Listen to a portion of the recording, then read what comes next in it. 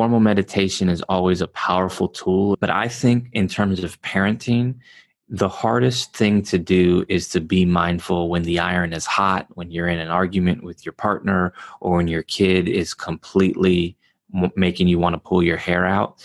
So learning to bring mindfulness into the moment, not when you're meditating in daily life, is one of the most powerful practices. I do a lot of compassion practice, particularly when it comes to the suffering that I see in my life, whether that's something personal or just professionally, because I am a psychologist. So I do come across a lot of suffering working with trauma impacted populations.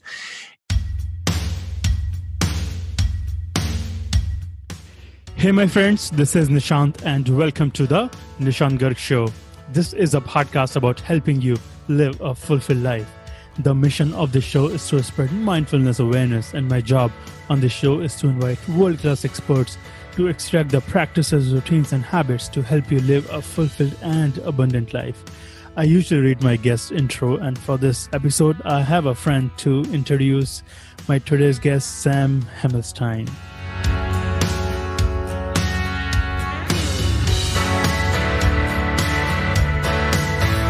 Sam Himelstein is a licensed psychologist.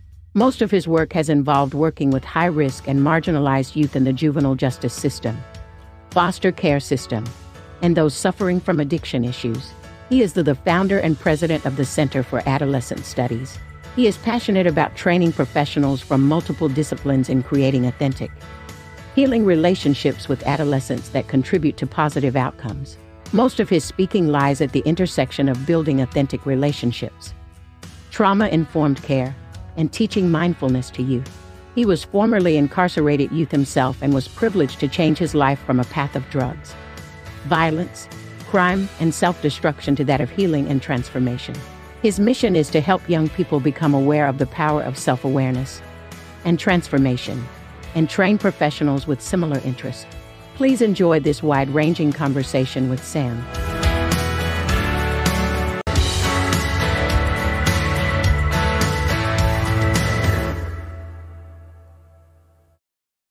Sam, welcome to the show. Thank you so much. Really happy to be here. My pleasure, and I'm so looking forward to having this conversation around mindfulness, trauma-informed care, and much more. So I was thinking if we could start with where you grew up and what was your childhood like. I'm asking this because I read that you were incarcerated and you went through so many things in your childhood. You went through drug, violence, crime, self-destruction. I thought this would be a great question to start with. For sure. So I grew up in Berkeley, California, right here in the Bay Area, just kind of east of San Francisco, right next to Oakland. And generally my childhood, I came from a family, a very supportive family, two-parent household, mom and a dad, a few siblings. And when I was real young, I remember being very rambunctious. And at some point that started to get me into trouble in school. And I got into a lot of trouble with my teachers. And as time went on, I kept going down the wrong path. And I found myself in and out of juvenile hall at a younger age, younger than most of the kids that I work with now. So I was 12, 13, 14 years old. And I was in and out of juvenile hall in group homes, struggling with my parents. And like you were mentioning, I struggled with drugs. I had my own anger issues. And long story short, I was really, really lucky and privileged to have both of my parents never give up on me, to be put in situations where I had mentors and sometimes therapists who were supporting me. And I was able to turn my life around. And this was all before high school. So it was really important it was really helpful that I didn't really mess up any of my high school. And I came back from my last group home after my 9th grade year. So I guess it went into high school, but I was already kind of on the right path when I started going to high school. And at around the same time, when I was 13, 14 years old, that's when I actually really started to get into mindfulness and meditation. I didn't talk about it as much, but I was given some books from some counselors at some group homes that I lived at that were just talked about meditation within martial arts, which was something I was really into because it helped me stay disciplined throughout high school. And that's when I really started experimenting with it and learning meditation and mindfulness, and is one of the reasons why I am so passionate about sharing that with youth, and particularly trauma-impacted youth. So I'm curious to ask you that your parents were very supportive in your young days. So how did you get into drugs and violence?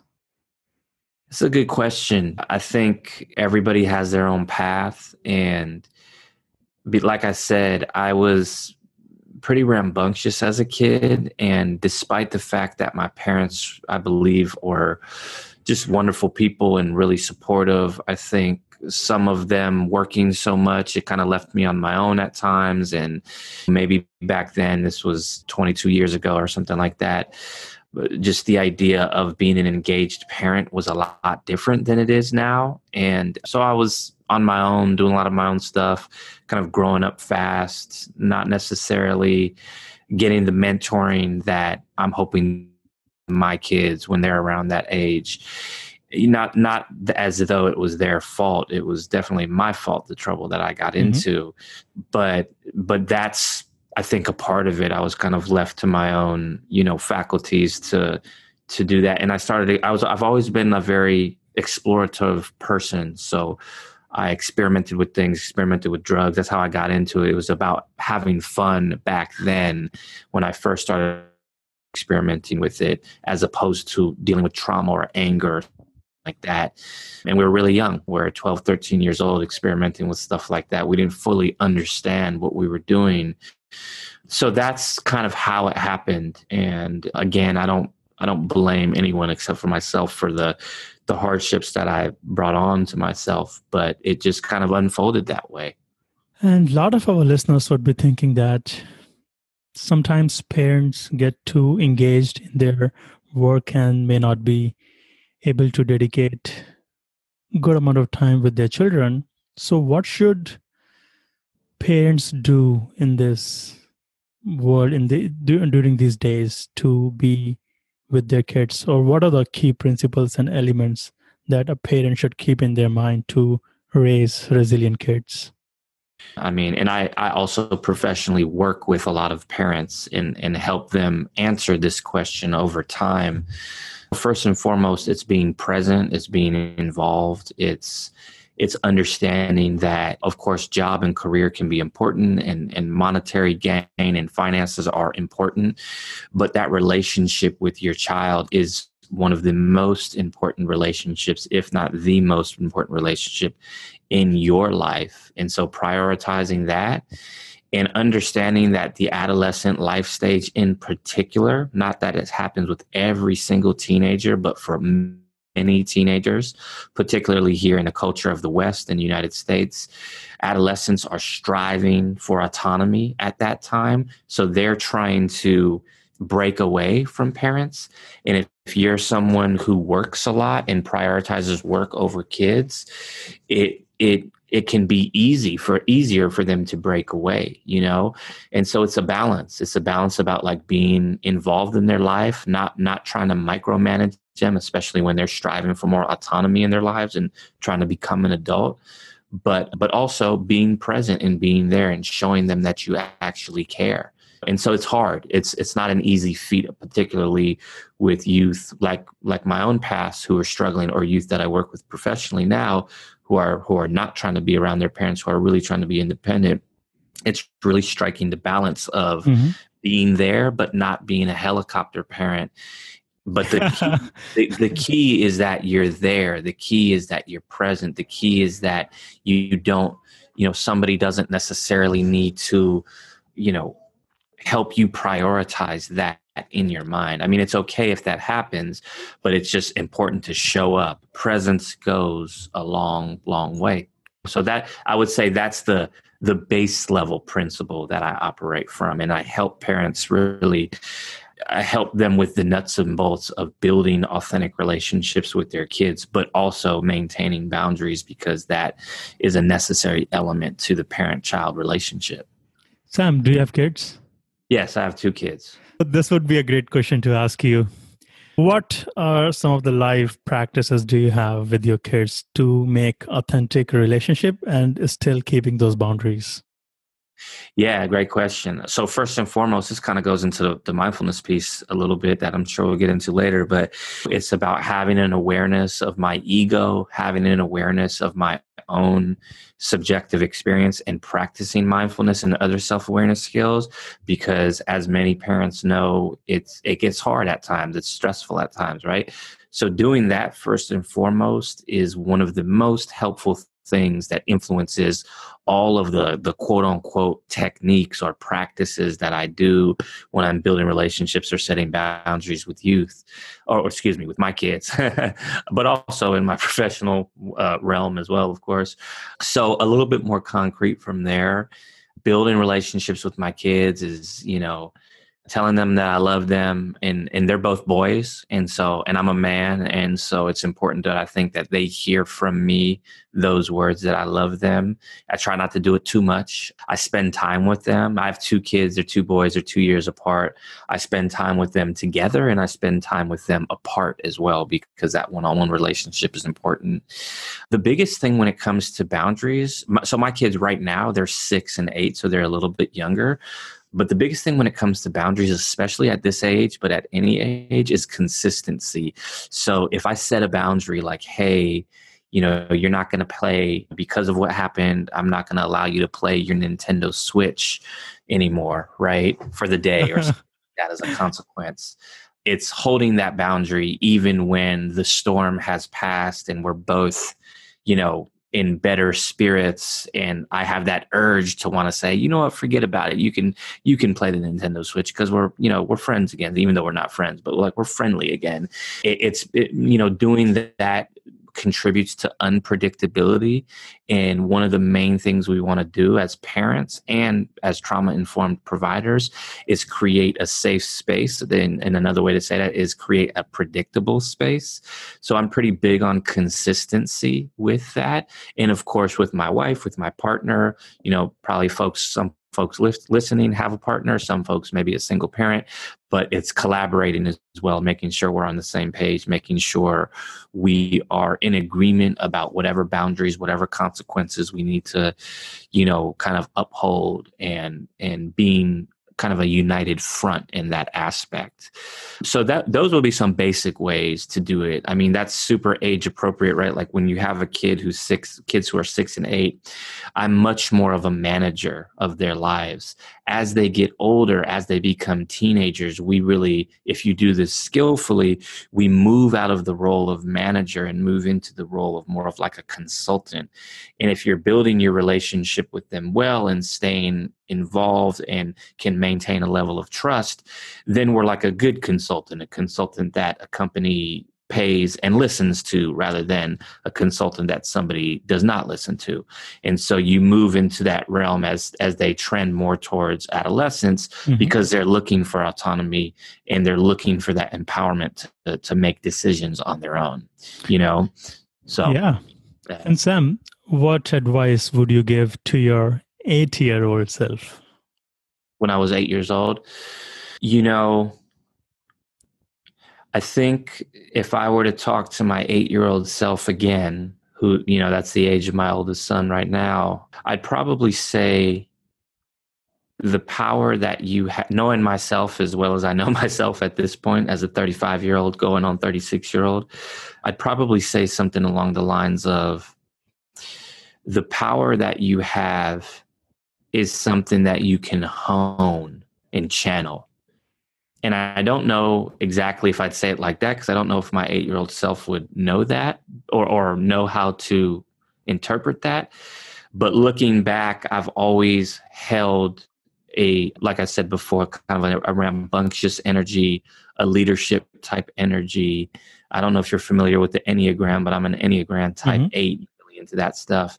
And so it took me a while to figure out that the energy that I hold can be empowering and can be a leadership quality and can be channeled, because that is ultimately what is one of the other reasons I would get into a lot of trouble as well, because I didn't have a good channel for that energy. So I think that's one thing I would tell myself, or I'd say something like that to myself. You mentioned about Enneagram. Could you please explain that in brief to our listeners?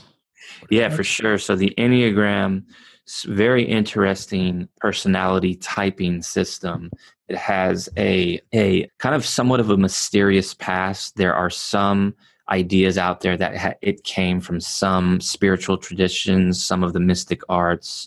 There is a more of a recent history with the Enneagram in the 60s in South America, where psychologists became into it, kind of the basic or the base spiritual work, and turned it into a personality typing system, similar to your Myers-Briggs, like your introvert, extrovert, but much more sophisticated. And so there's 9 types. No type is better than another. They're all different. They all have strengths and they all have areas for growth. And I probably couldn't, I might be able to recite all the types, but my type, Enneagram type 8, is known sometimes as the challenger. That might have a little bit of a negative tint to it. But when we're at our best, the challengers, the Enneagram type 8s, we can be really, really strong leaders, you know? And when we're at our worst, that's when we can become controlling and aggressive. And so every Enneagram type has these really super positive qualities, and all of them also have the kind of negative things that show their face when we're really stressed out and when we're at our worst.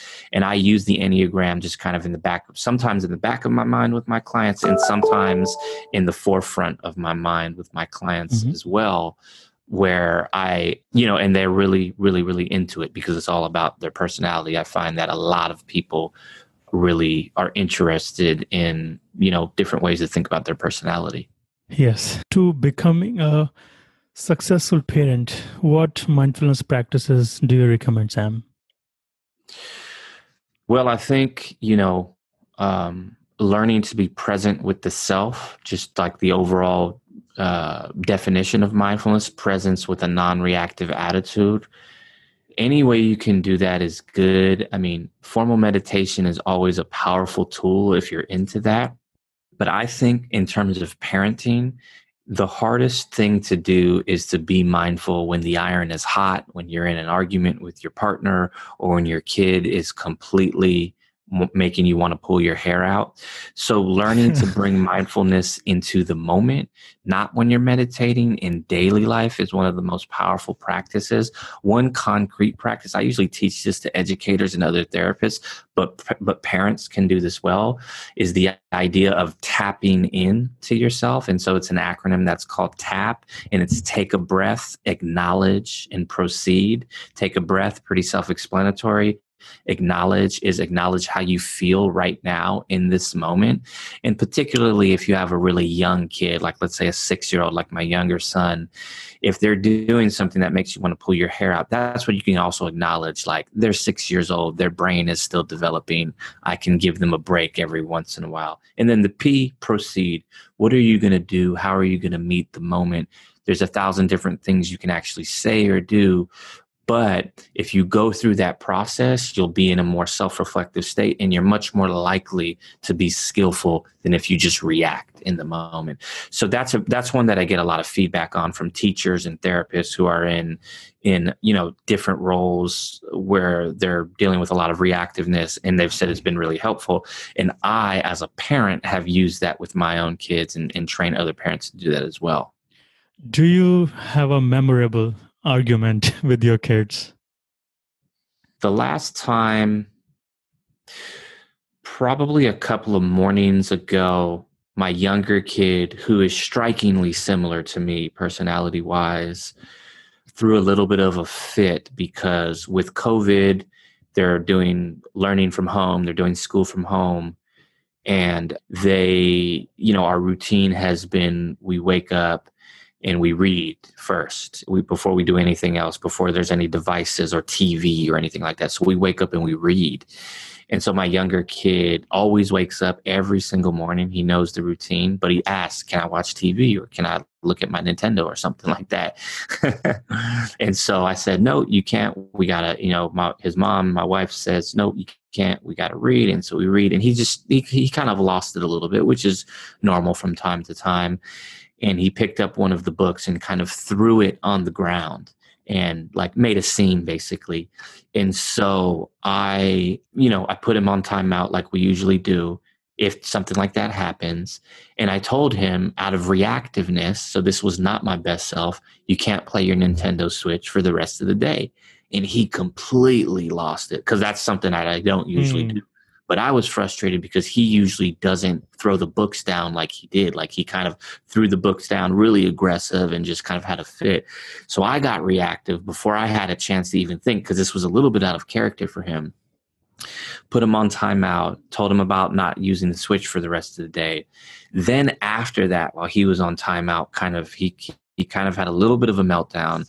I went through process of T.A.P, of taking a breath, of acknowledging, okay, I got really reactive right there. That's not normal for me either. And, he is 6. I can understand where he's coming from. How do I want to proceed? In that situation, I actually went up to him. I talked with him. I do the normal things that a lot of people do or that a lot of psychologists tell you to do when you put a kid on timeout who's that young, which is you explain to them, or you ask them, do you understand why you're put on timeout? Don't understand, you explain it to them in really clear-cut terms, very matter-of-factly. I told him that I still love him no matter what, even if it seemed like I got mad at him. And after my T.A.P process, I know earlier I said consistency is a big thing, and I actually used that example of the Nintendo Switch. But after that process, I realized that I got reactive to a point that I usually don't. And so I told him, you know what? I got reactive right there. And I apologized for that. And I told him it's okay. We don't have to say that you can't use the Nintendo Switch for the rest of the day. But I also explained to him why I got reactive, because he was out of character when he kind of slammed the books down like that. And I told him, like, I've never seen you do that before. So that's why it kind of frazzled me a little bit. So in that situation, I did go back on what I had originally said, only because it was out of reaction and not a measured response. And I also did something that I think is really important for parents to do that oftentimes we don't do, but it's really low-hanging fruit to help you build relationship, particularly in conflict. And that is, if you reflect on something like I did and feel like you were wrong, like I felt like I was in that moment for being reactive, I apologized to him. I literally said, I'm sorry for doing what I did. And I think a lot of parents can get into modes where it's like, I'm the parent, I need to be authoritarian and not apologize and hold on to that. And so I did that, and we made up. There's a process in therapy called Rupture Repair that also happens in our relationships with our child. So we had a rupture, and then it's my responsibility, because I'm the adult, to start the repair process, which we did. And, apologizing doesn't mean you're going to let your kids walk all over you. Certainly I have, very clear boundaries with my kids. But when you apologize, you show them that you're a human being that can make mistakes too. And the meta communication is that that's okay, because that's what human beings do as well. That's what human beings do. So when that happens with you, when you make mistakes, there will be room for forgiveness, Mm-hmm. So that's the first thing that comes to mind, which is maybe a few days or a week ago or something like that. I love it how you explain. So Sam, our listeners might be thinking that Sam is a psychologist, therapist, and is a speaker around the world. So it may be easier for Sam to do it. So what would normal parents should do when they are not psychologists, when they don't have any professional degree? So how should they take care of their own emotional and mental well-being first? Yeah, and I can totally understand where that's coming from and why some folks may think that, because I am a psychologist, and in many ways my career is thinking about these intricacies and these dynamics in relationship. But really it takes intention and action. And if you, kind of going back to what we were talking about before, if you're a present parent And if you're bought into the idea that you can be present and you can be purposeful and you can be passionate about parent, which isn't something that is pushed in a lot of cultures, right? Especially the West culture, right? There's a lot of books on parenting, but there's not necessarily like a parent manual or a type of training we go through. Oftentimes people are left to their own accords, and they usually parent in a way that their parents parented them, or the opposite of that if they had a particularly traumatic childhood, but it's in some way in relation to how their parents parented them. So really just being involved and having that intention is step one, and then action is step two. It's reading some of those books. It's joining communities, talking with your friends who are also parents, being a part of a community where what you want to do is the norm is one of the best ways to build a habit. So joining parent communities, I'll give you the information on this later, but just briefly, one of my new ventures with a business partner of mine is a company called Parent Spring, where it's just that. It's an online platform for parents to come together and kind of do everything, the practice of parenting.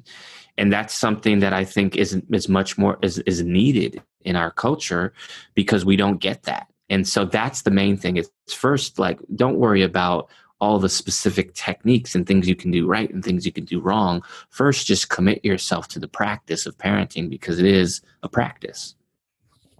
I'm sure it is. And Sam, so what are the mindfulness practices do you have personally in your life? I meditate. I have gone through many different iterations of my own personal practice.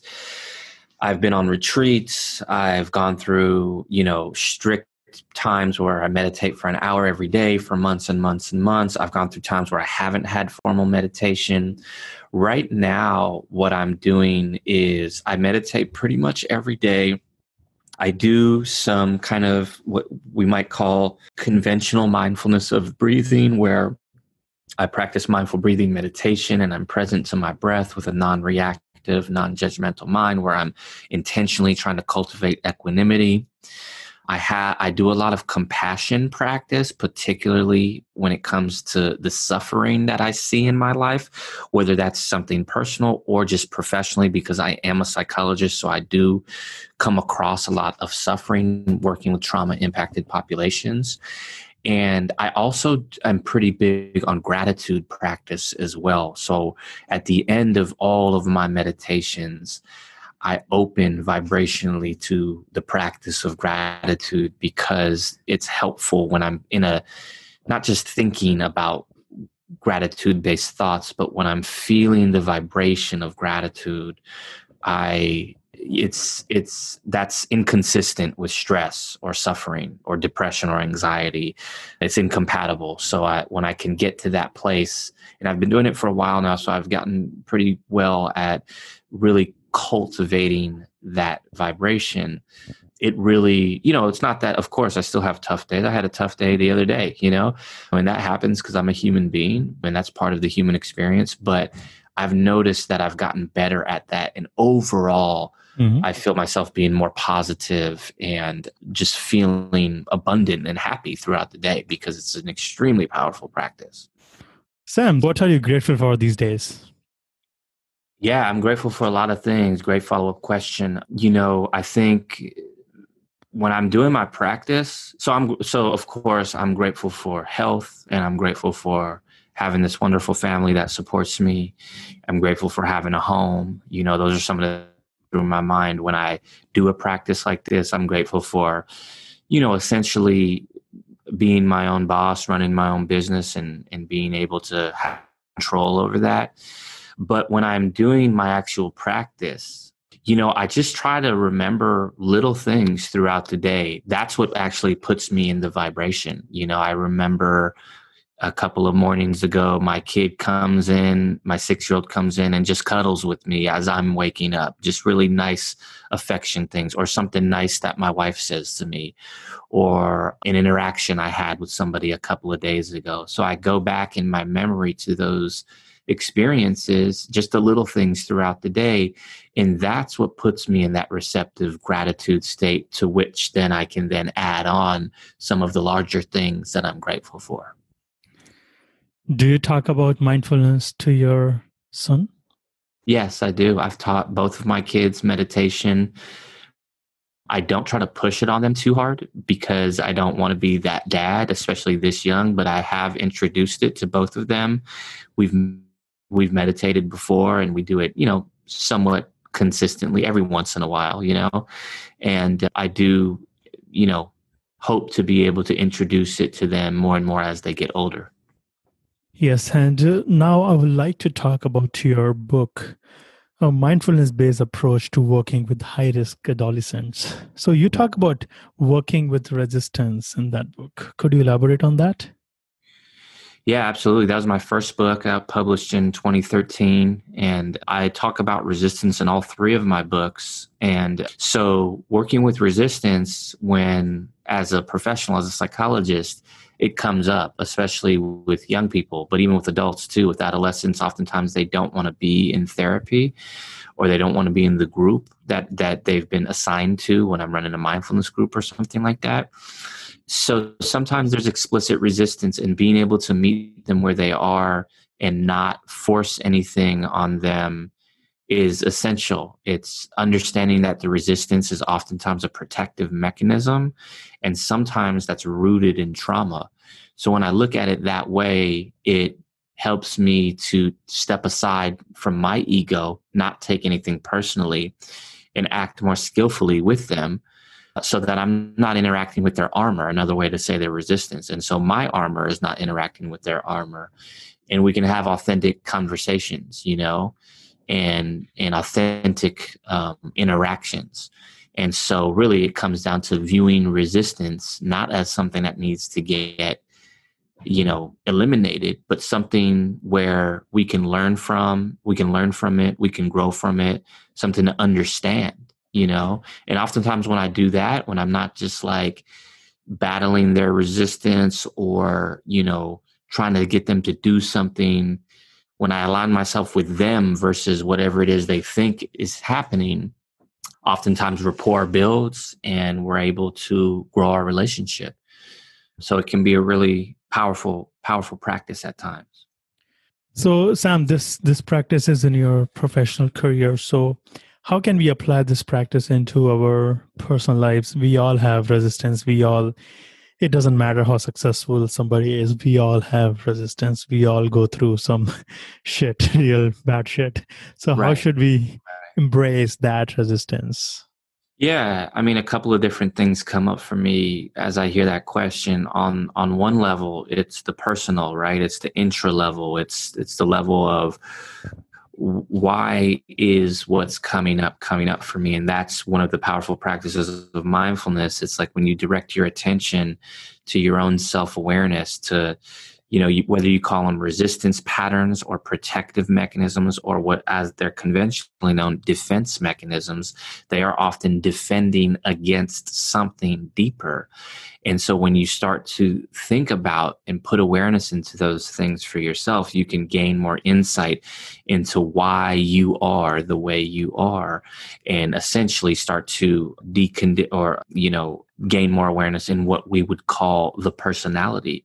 And so that in and of itself can be very powerful, because it brings us to the doorstep of what I like to call rubber meets the road ego transcendence, not ego transcendence like a unitive experience world, but ego transcendence in the sense of you usually do this when you feel backed up against the wall, and one day you become aware of it and you decide to do something else, which can not be a pleasant experience, but can be an extremely growthful experience. And that can particularly show up in our close relationships, whether they be with family members, with romantic partners, with colleagues at work, with people we're supervising or people that are supervising us, So bringing awareness to that level of resistance is helpful. And I define resistance as, not just the explicit resistance as people think about when they say, oh, I'm resistant to doing this, but more so the deeper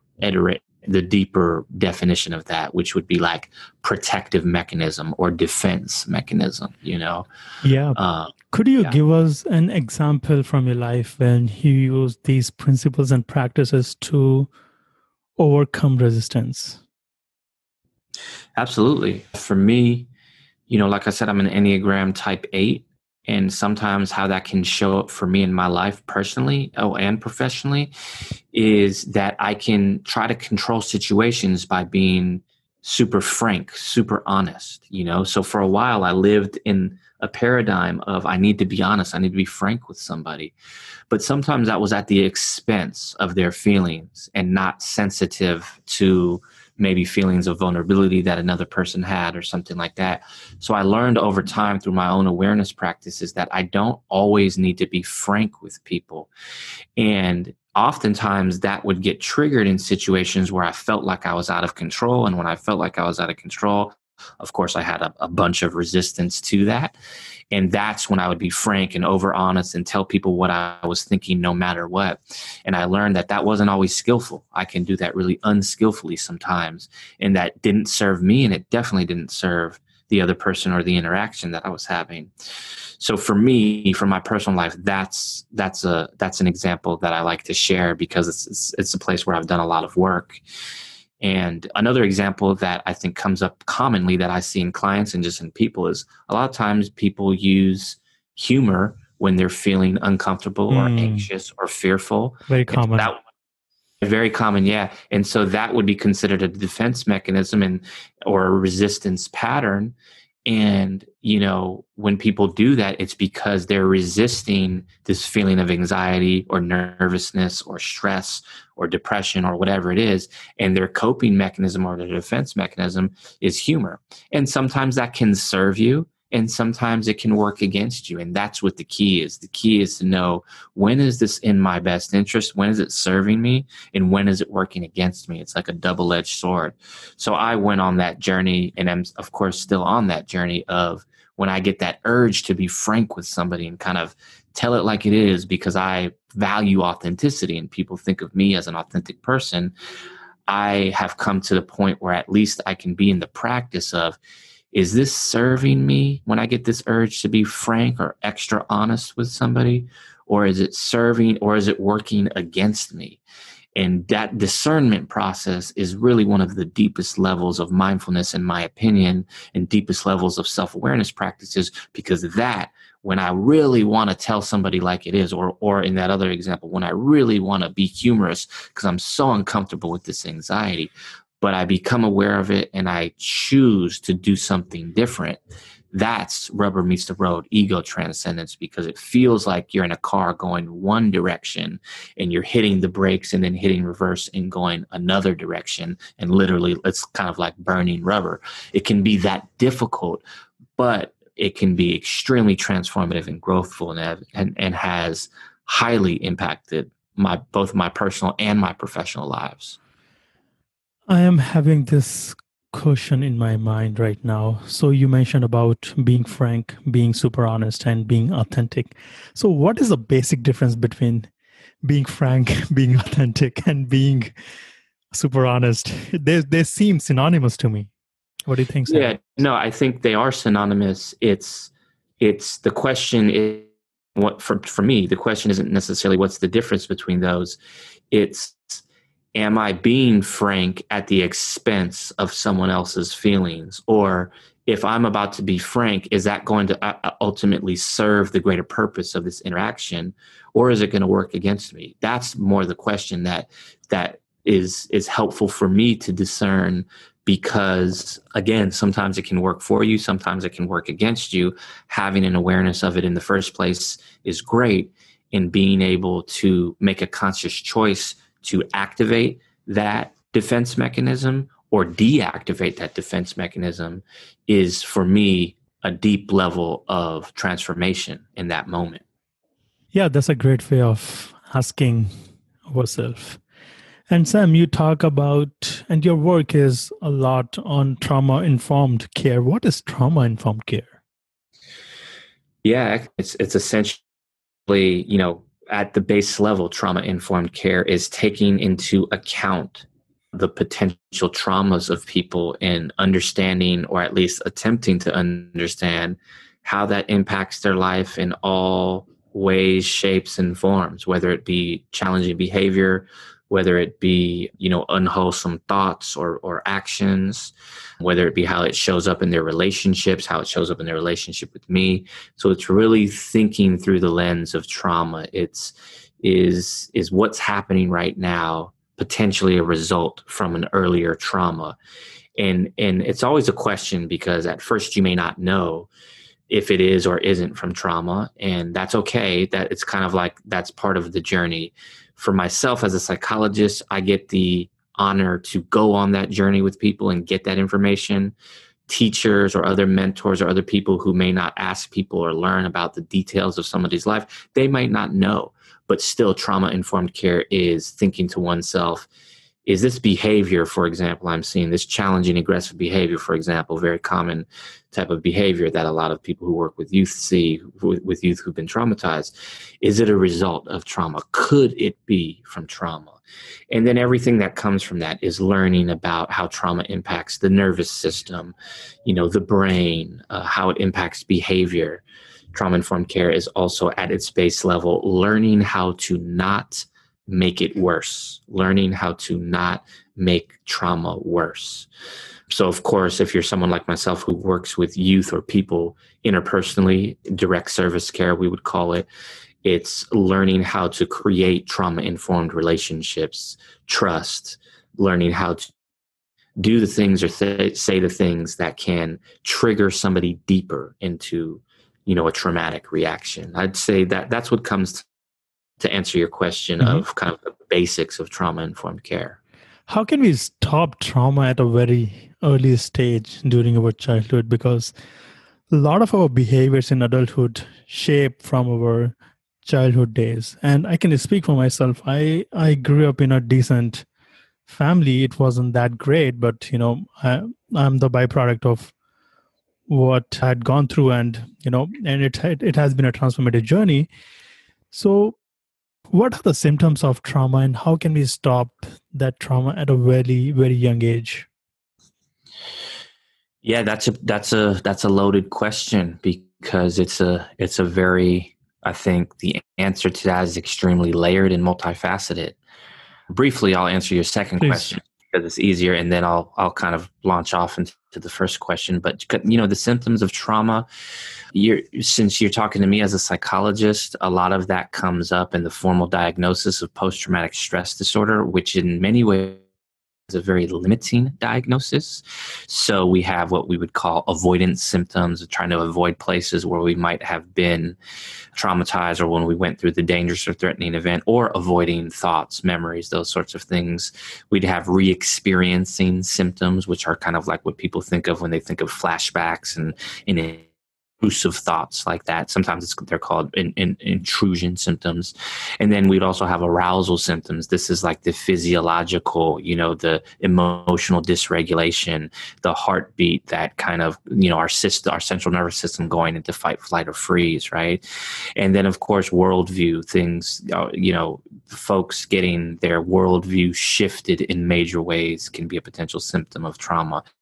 So that would be the DSM formal, I paraphrased, obviously, formal criteria for post-traumatic stress disorder. Post-traumatic stress disorder itself is extremely limited, and the pioneers in the fields of trauma, particularly in the fields, in the youth fields, have been trying to get these institutions to buy into a more inclusive type of trauma, which we might consider, we at least colloquially call complex trauma, or complex PTSD, or what Bessel van der Kolk, a pioneer in the field, calls developmental trauma disorder, which encompasses a lot of symptoms that look very similar to other symptoms like ADHD symptoms, attention symptoms, emotional attention or impulsive symptoms, emotional symptoms like in borderline personality disorder. It's very difficult for folks to regulate their emotions. Those are just a few of the things of how it can look, and that's a deeper conversation for another podcast about the politicization of trauma and what has happened. But your first question is even more interesting, and it's harder to answer because it's multifaceted, right? A lot of trauma comes from environments that are conducive to or environments that have been influenced heavily by different forms of oppression. Drugs and violence in a community, that is underserved, that has little to no resources for education, community resources for children, that is over-policed, where there's loads of racism and poverty and things like that. All of those types of mechanisms contribute to environments where trauma is much more rampant. Not to say that that's the only thing, right? Like you can come from a wealthy family and still have an extremely traumatizing childhood, right? So, but that's kind of my point. It's like it's such a loaded question that, healing or stopping trauma before it starts, because it is in many ways an epidemic, a public health epidemic of this world, right? Like war-torn areas of different parts of the world, to the ghettos of America, to impoverished places, in India, to wealthy neighborhoods where there's not, strong relationships and communication, or where there's rampant sexual abuse, all of that, trauma has no discernment to what your background is, but it also shows up in different ways based on the community, based on the environment and things like that. So really the answer to the question is in many ways healing the world, healing the people, healing, the human race, and evolving as a human race so that we're not put in these situations where parents abuse their kids, where there's poverty, right? That would stop trauma. But really so that's the bigger level. On the more micro, one of the things that can be really helpful, some of the resilience factors for people who have undergone trauma, are caring adults in their lives, people who care about them, people who build authentic relationships, people who have strong boundaries, but they're healthy, appropriate boundaries. That's one of the biggest mitigating factors to help build resilience against trauma and to help people who have gone through trauma heal from that. The relationship itself can be healing. And of course, the young person becomes more receptive to whatever that person has to offer. In my case, as a psychologist, it's things like mindfulness, things like self-awareness and self-regulation, right? So as a professional, those are the things I think of on the interpersonal level and the direct service care level. But of course, there is your question and answer or mechanism that contributes to all of these traumatic experiences in the first place, which makes the answer to your question extremely layered, Yeah, absolutely. I love how you explain that. And as a listener to this podcast, if I'm thinking that, okay, what should be my first step? Should I approach a therapist? Should I go to a counselor? What should I do? You mean if someone who's experienced trauma themselves? Yes. Yeah, that's a great question. If you and I have a couple of answers to it. The first answer is, if you feel like you've been through something that's so tragic that it's hard for you to do what you would normally do. So for example, it's hard for you to continue to go to school. It's hard for you to work in the same way that you worked. Like your life has changed and you can't get back on your center point. That's when I would first and foremost say, yes, it may be good to seek professional help, because professional help, that's what we're there for. We're there for the cases when it's like you were at work, you were, a contributing citizen, so to speak, and now it's difficult for you to do that, or if it's in the realm, whether that's in the realm of work or school or relationships, it's very difficult for you to be in relationships and it's really causing you a bunch of distress, then professional help is necessary.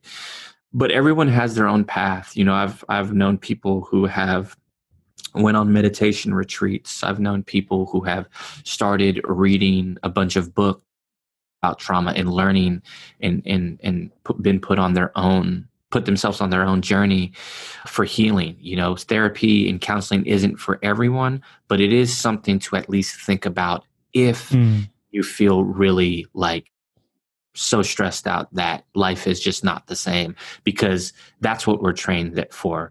And if the therapist is worth their weight, this is, of course, my opinion at this point, but you'll go into that therapist and you may go into an engagement with therapy with them, or they may help you figure out what's best for you. So it could be long-term therapy, or it may not be. I've helped people where they've come in and talk therapy just doesn't seem to be their thing. We've tried a few things, and then I've found that my role is best to help them move into something that can actually be helpful for them long-term. Yoga, or some other activity in self-care activity in their life that just is in more alignment with their personality, because talking about it is not necessarily what's going to be most helpful. So, there's not all therapists are good therapists, but one of the kind of staples for me as a trauma-informed therapist that I like to think about is we're not trying to necessarily help everyone from an egoic standpoint. Like, I know that I can't help everyone. There's always limitations. So sometimes it's helping them find the next best thing. So that would be one element of it that really stands out for me. Great, Sam. I would love to ask you that. What makes a successful parent? A successful parent? Yeah. I think, parenting is obviously extremely multifaceted. I think someone who is first and foremost present, who is there, who is committed to being there.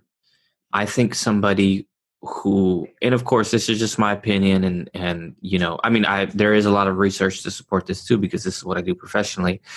But someone who has good balance between the warmth side, the love, and also the boundaries and the limits. And of course, those things change over time developmentally based on how old your child is. It's different to set boundaries and limits with a 5-year-old and to express love with a 5-year-old than it is to with a 15-year-old or with an 18-year-old. But I think that is one of the key factors of purposeful parenting and the practice of parenting. It's having that balance between boundaries and warmth and love. And a good parent, you don't have to be a perfect parent. There's a saying by a very famous therapist named Winnicott in the field of attachment therapy of, you don't need to be perfect. You just need to be good enough. A good enough parent will raise successful children or raise children to be successful adults. And one of the ways to do that is to have good, appropriate boundaries, not too hard, but definitely not too soft, right? Make sure they're developmentally appropriate. This is a big part of therapy with parents that I go over, like what is actually appropriate. And then also to express that warmth, to express that affection, to express that love. That coupled with just being committed and being present is, I think, some of the most important factors to successful parenting.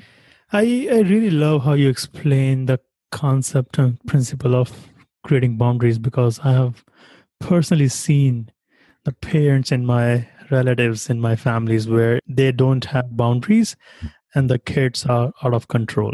They are adults now and they are out of control. So I can imagine the power of creating healthy boundaries. Exactly. And of course, it doesn't always happen this way. If you can start to create those boundaries at a young age, it will be much easier to maintain those healthy boundaries when they are teenagers. Sometimes you can't go back in time like that. And if, in situations like you're describing, I see that all the time. They didn't implement healthy boundaries, and now they're coming into my therapy practice with a 16-year-old who is, struggling a lot. And you can start there. It's not like hope is lost. You can start at any time. And it really starts with setting that intention to be present, to build that trusting relationship, which of course can be hard at times if it's not there, but it is possible. And again, I just want to say it like, the idea of successful parenting, we can get caught up in being a perfectionist or being the best parent. Again, it's not about being perfect. It's just about being good enough, because when you can be good enough as a human being, as a parent, you can really have a positive impact on your child. Childhood trauma is definitely a whole big conversation that we can have another podcast some other time. And one of the pioneers that I can remember right now is Dr. Gabor Mate. Talks about childhood trauma. Very wonderful guy. Absolutely. So Sam, yeah. So before I ask you my last question, I would love to ask you that what is the impact you want to leave on this world? On this world? What an excellent question. As I kind of take a breath in and a breath out, I think I really want to be a leader in the field of how to effectively work with adolescents, how to effectively parent adolescents, how to parent with passion and purpose, how to be a good enough therapist or teacher or mentor.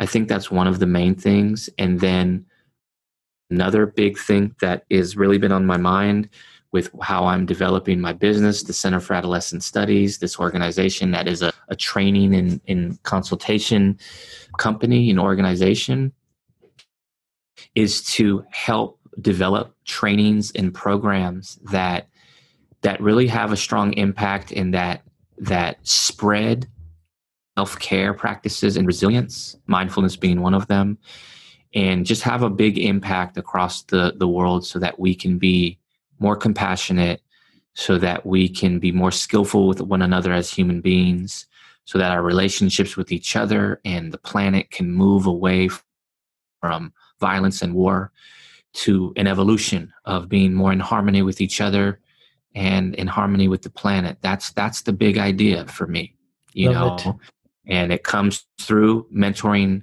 teens and doing therapy with teens, but it also comes through being a speaker and creating an institute that helps people spread this mission across the planet.